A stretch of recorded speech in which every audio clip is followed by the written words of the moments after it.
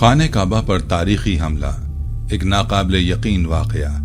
20 نومبر 1979 کی صبح جب خانہ کعبہ میں طواف جاری تھا، فجر کی نماز ختم ہوتے ہی حرم کے اسپیکر سے ایک اچانک اعلان ہوا۔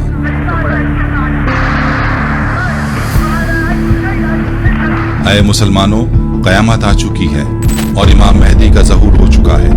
یہ اعلان سن کر لوگ ابھی سنبھل بھی نہ پائے تھے کہ ہر طرف سے فائرنگ کی آوازیں گونجنے لگی۔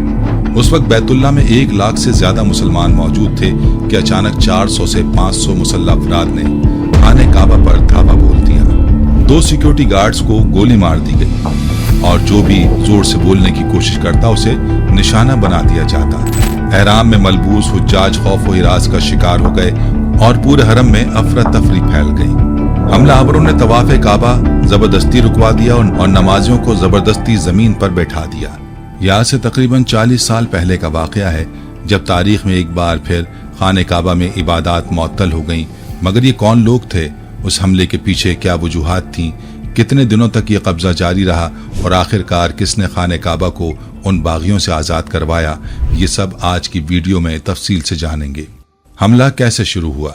شیخ السبیل جو اس وقت امام کعبہ تھے، خانہ کعبہ کے سامنے کھڑے ہو کر نماز کی امامت کرا رہے تھے۔ ان کے پیچھے ہزاروں نمازی صف باندھے کھڑے تھے۔ نماز کے بعد امام صاحب نے مائک میں دعا پڑھنا شروع کی اور اسی دوران انہوں نے دیکھا کہ پچھلی صفوں سے کچھ افراد کاندھوں پر ایک تابوت آگے اٹھائے بڑھ رہے ہیں۔ یہ منظر بظاہر عام سا لگ رہا تھا کیونکہ حج ختم ہوئے ابھی 20 ہی دن ہوئے تھے اور مکہ میں ابھی تک ہزاروں زائرین موجود تھے۔ عام طور پر مسجد الحرام میں وفات پانے والوں کی نماز جنازہ امام کعبہ کی امامت میں ادا کی جاتی تھی، لیکن یہ افراد کچھ عجیب سے لگ رہے تھے اور جیسے ہی وہ قریب پہنچے تو اچانک سب کچھ بدل گیا۔ بغاوت کا اعلان۔ ایک میلے کچیلے کپڑوں میں ملبوس بکھری داڑھی والا شخص آگے بڑھا اور اچانک امام کعبہ کو دھکا دے کر مائک چھین لیا۔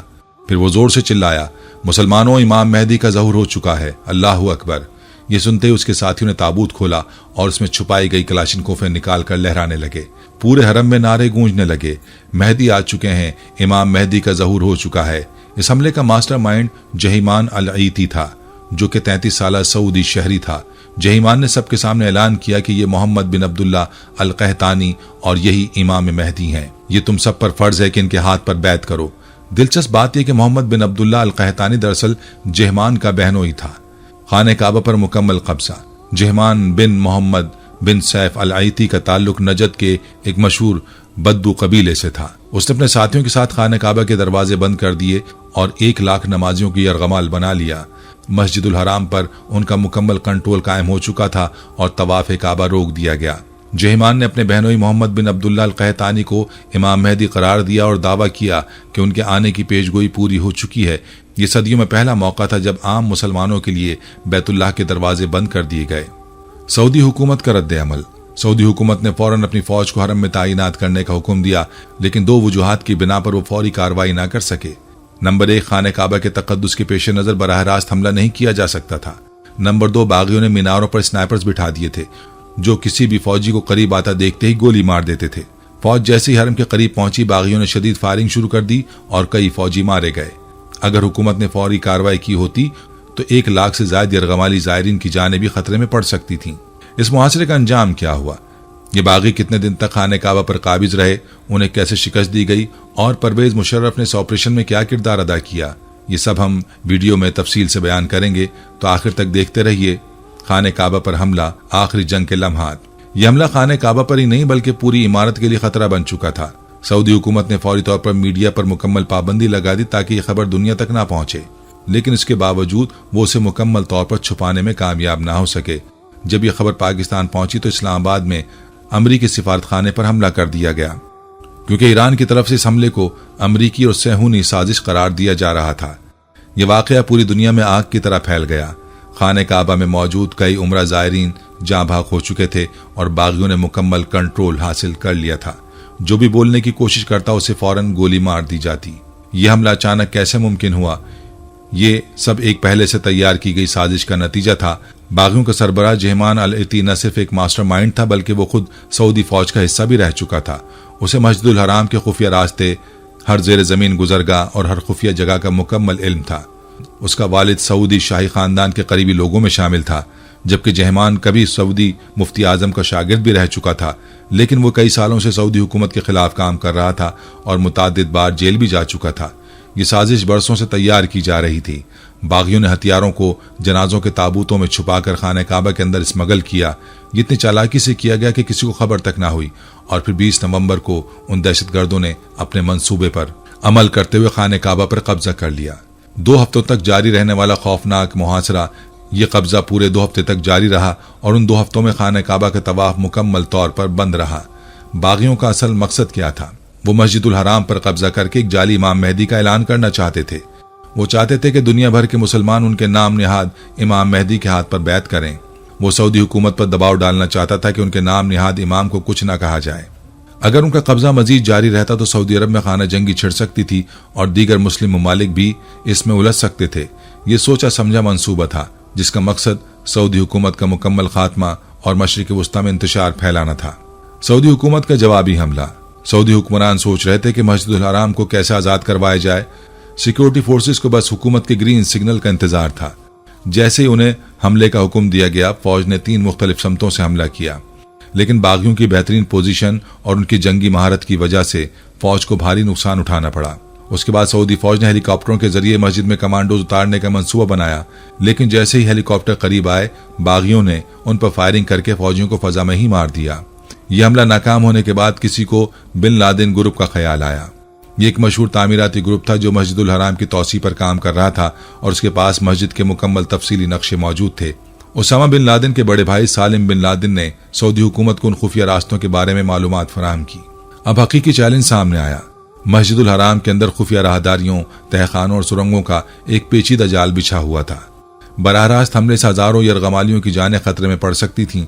इसके बावजूद हुकूमत के लिए मसला फौरी हल करना जरूरी था। बागियों के मुतालबात और आखिरी जंग। उस दौरान जहमान और उसके साथी मस्जिदुल हराम के लाउड स्पीकर्स पर तकरीरें कर रहे थे। उनके मुतालबात क्या थे? नंबर 1, तमाम मगरबी ममालिक से सऊदी ताल्लुकात खत्म किया जाए। नंबर 2, सऊदी हुकूमत का तख्ता उलट दिया जाए। नंबर 3, अमेरिका को तेल की फराहमी बंद कर दी जाए। नंबर 4, तमाम गैर मुल्कियों को सऊदी अरब से निकाल दिया जाए। हुकूमत ने आखिरकार एक नया मंसूबा बनाया। चौथे दिन सिक्योरिटी फोर्सेस ने मस्जिद की दीवारों में शगाफ पैदा करके अंदर दाखिल होना शुरू कर दिया। उन्होंने मस्जिद के कई हिस्सों पर कंट्रोल हासिल कर लिया, लेकिन अब भी हजारों यरगमाली बागियों के कब्जे में थे। सऊदी फौज ने कई बागियों को हलाक कर दिया, लेकिन मुकम्मल कब्जा अभी तक बहाल न हो सका था। जाली इमाम मेहदी की हलाकत और आखिरी जंग। बागी खवातीन अपने मरे हुए साथियों के चेहरों को मस्क कर देती थीं ताकि उनकी शनाख्त ना हो सके।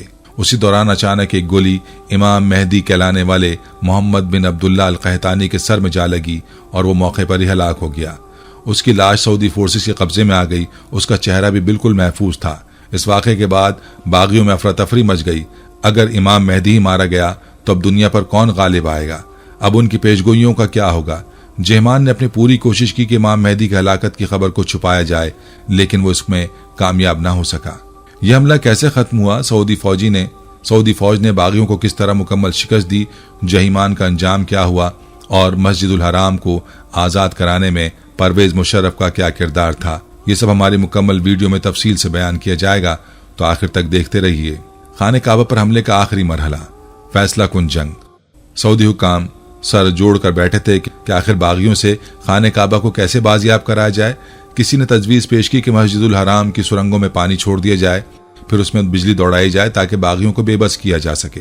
दिलचस्प बात यह है कि पाकिस्तान में कई लोग आज भी समझते हैं कि इसी मंसूबे पर अमल किया गया था और इसी तरीके से बागियों को काबू किया गया था, लेकिन हकीकत में यह प्लान मुस्तरद कर दिया गया था।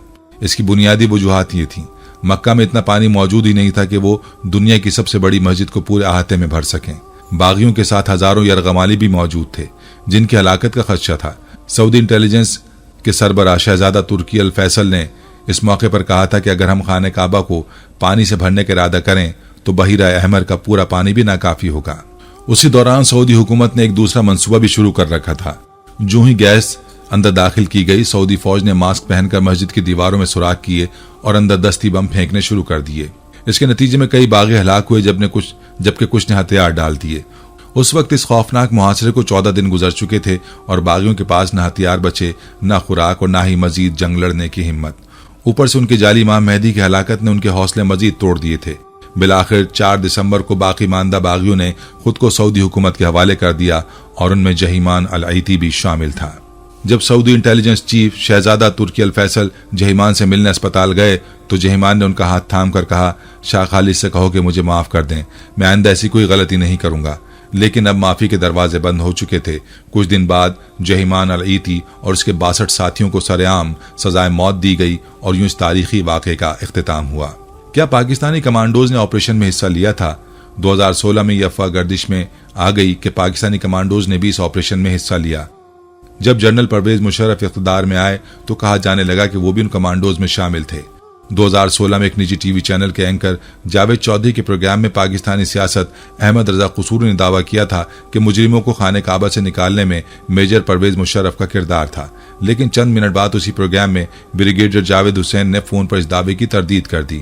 رپورٹس کے مطابق اگر پرویز مشرف نے واقعی اس آپریشن میں حصہ لیا ہوتا تو وہ اپنی کتاب ان دا لائن آف فائر میں ذکر ضرور کرتے، لیکن اس کتاب میں کہیں بھی مکہ کے آپریشن کا ذکر موجود نہیں تھا، بلکہ کتاب کے صفحہ 65 پر مشرف لکھتے ہیں کہ وہ 1978 میں لیفٹیننٹ کرنل بنے اور 1979 میں بطور instructor command and staff college میں تعینات ہو گئے۔ لہٰذا یہ واضح ہو جاتا ہے کہ 1979 کے دوران پرویز مشرف مکہ میں کسی کمانڈو مشن کا حصہ نہیں تھے۔